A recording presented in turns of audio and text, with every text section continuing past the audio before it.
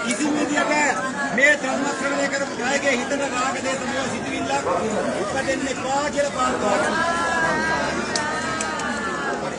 එනම් අපි යනවා මන කියනවා සත්‍යයි දිනේ කරන්න අස කන නාසයේ දිව ශරීරය තුල දකින්න අනිත්‍ය අපි දකින්න ඕන පංච උපාදාන ස්කන්ධේ මම දැන් ධර්ම දේශනා ගන්නවක් කරා ටිකක් වෙහෙසයි දැන් මම 11ට වෙන්න ඕන නමුත් මේවා කරේම රණ්ඩු වෙච්ච ගහගත්ත කට්ටිය මේ රණ්ඩු වෙනවා ගහගන්නවා කියන්නේ මේ පංචස්කන්ධේ ක්‍රියා ස්කන්ධ ටික සහ ක්‍රියාකාරීත්වයෙන් වෙන්නේ මේක හරියට අවබෝධ මේක අනිත්‍යයි මොනන්නේ වෙලා ගියා චුට්ටක් කියලා දෙනවා මේ ඇස කන නාසය දිව ශරීරය මනස කියන දේ නිවන් දකින්න ඕන කට්ටිය පොඩ කහ ගන්න පොඩ ප්‍රඥාවත් ධර්ම දේශනාවක් පොඩ කියලා දෙන්නේ බුදුහාමුදුරු දුක ගැන කියලා දීපු ටික ඔබ දන්නවා නමුත් පංච උපාදානස්කන්ධයේ දුකයි දැනගන්න කියලා කිව්වේ ඒක දන්නේ නැතුව නිවන් දකින්න බෑ පැහැදිලිද කියන දේ එහෙනම් මේ ඇස කන නාසය දිව ශරීරය මනස තුල තමයි පංච උපාදානස්කන්ධය තියෙන්නේ බුදුහාමුදුරුවෝ සම්මා සම්බුද්ධුනේ පංච උපාදානස්කන්ධය දුක බව අවබෝධ කරගත් නිසා අපි මොකද කරේ මේක දුකක් නෙවෙයි පංච උපාදානස්කන්ධය සැපක් කියලා අල්ලගත්තා අපිට වැරදුනේ ඕක.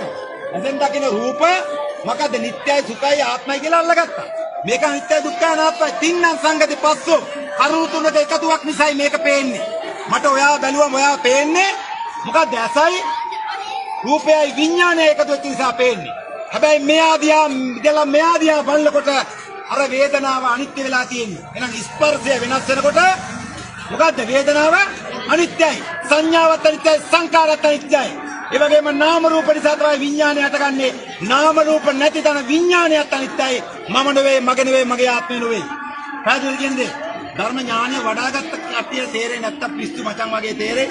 එහෙනම් මේක නිවන් දොරටුවක් වෙන්න ඉන්න ප්‍රාර්ථනා කරනවා.